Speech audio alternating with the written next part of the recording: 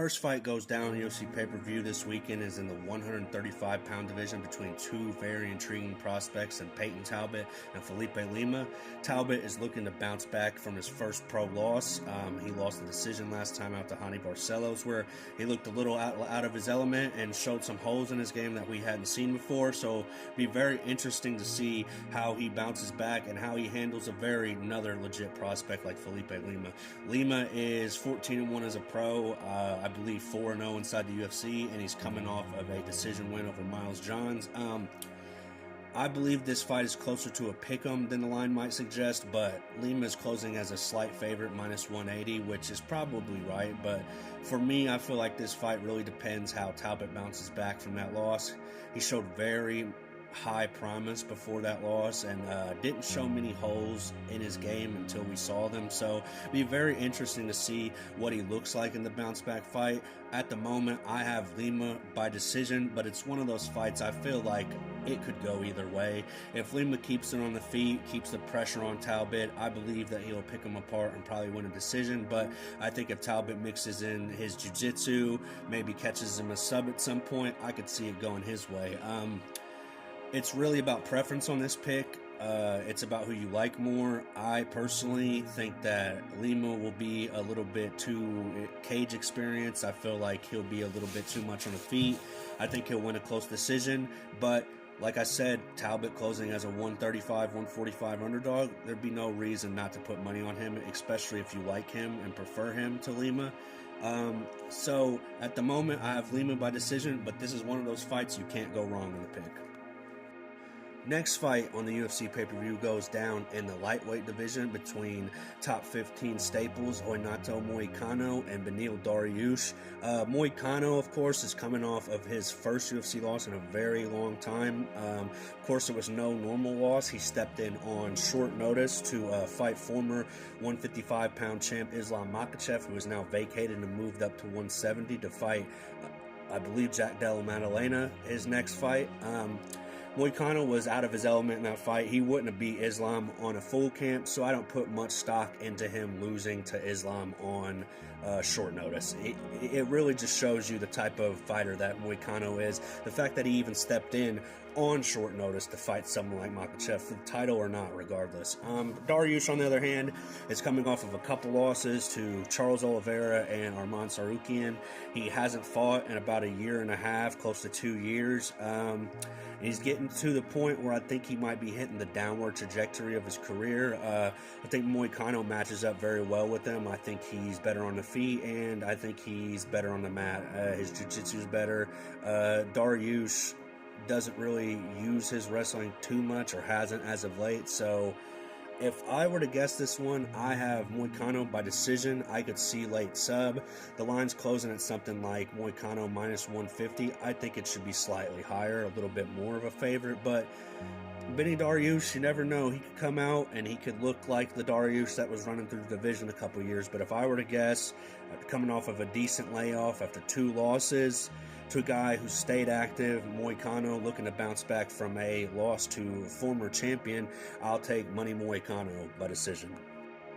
Next fight of the UFC pay-per-view goes down in the men's flyweight division between Brandon Royval and Joshua Van. Van took this fight on, I believe, 2 to 3 weeks' notice after his most recent win. He's very young to be ranked inside the top 15, fighting someone like Royval on relatively short notice, especially. He's only 23 years old. He's on a 4-fight winning streak after suffering his one and only loss inside of the organization. And he's looked very impressive as of late, and pretty much his entire UFC run besides the one loss. Very young, so you expect him to improve every fight, but bread and butter, he's a very good striker, very good boxing, and has very solid power for the division.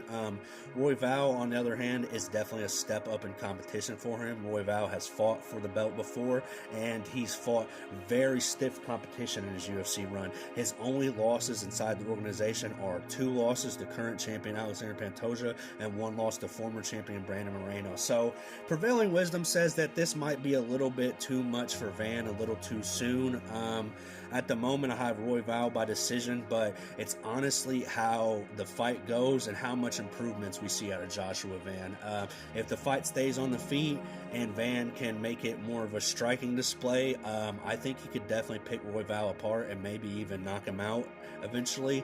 But Royval's style, he'll probably try to make this fight dirty, mix in some clinching against the cage, and definitely mix in that high-quality grappling he has. So if I were to guess on this one, the line's closing at something like a near even, and that makes sense. I have went back and forth on the picks. At the moment, I have Royval by decision, but both these guys are high-quality picks. It's really about preference, so you pick how you want to pick this one. But I'm going to take Brandon Royval by decision.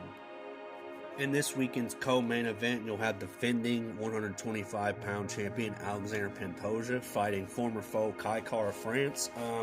France is coming off of a very impressive win in his last bout, but he's fighting an uphill battle against a dominant champion. Pantoja 29-5, I believe, has defended his belt 3 times now. He has a win over Kai Kara-France as well, even though it's not officially on their pro records. It happened back on the season of the Ultimate Fighter they were on. I'm not going to spend a lot of time on this one because I feel like people know that if Kai Kara-France wins this fight, it would be a pretty big upset. The line isn't as big as I thought it would be, so maybe at plus 210 it's smart money to put on Kai Kara-France with the power he carries down at the division. You just never know. His nickname is Don't Blink for a reason. Maybe he puts a shot on Pantoja and shocks the world, but prevailing wisdom says that Pantoja wins this fight. If I were to guess, he's just too much with his pressure, too much with his grappling, and he probably will finish Kai late or win a dominant decision. So the money, moderate underdog, Kai Kara-France, it wouldn't be a bad bet, but if I were to make my bet on my picks, I'm taking Alexander Pantoja by decision. Last but not least, in the UFC pay-per-view main event this weekend, we have a very intriguing matchup as we have former 145-pound champion Ilia Topuria moving up to fight Charles "Do Bronx" Oliveira for the vacant title that Islam Makhachev recently vacated on his move up to 170 to fight for that belt. This fight is a very intriguing matchup for a couple of reasons. Obviously, Topuria is one of the best pound-for-pound fighters in the world, 16-0 as a pro, and was on one of the most impressive runs at featherweight we have ever seen. In his last 2 fights, he knocked out Max Holloway and knocked out Alexander Volkanovski, arguably the 2 greatest featherweights in the history of the UFC, and 2 guys who don't really get knocked out. So it just shows you that Topuria has the kind of power that I would imagine would transfer up to 155 and still carry up to that weight. Charles Oliveira, on the other hand, is former UFC lightweight champion. I believe he has the most finishes in the history of UFC. He's a future UFC Hall of Famer, fan favorite style. He's good everywhere the fight goes, good striking, and excellent jiu-jitsu.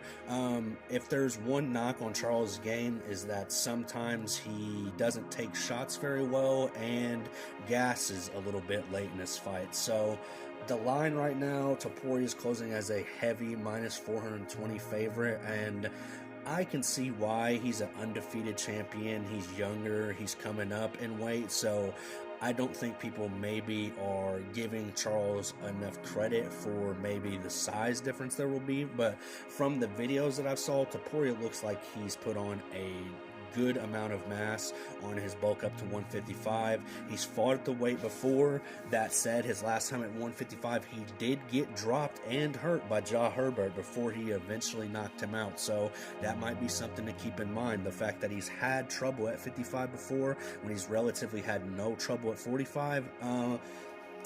My picks, I have Topuria by KO, I believe the 3rd round.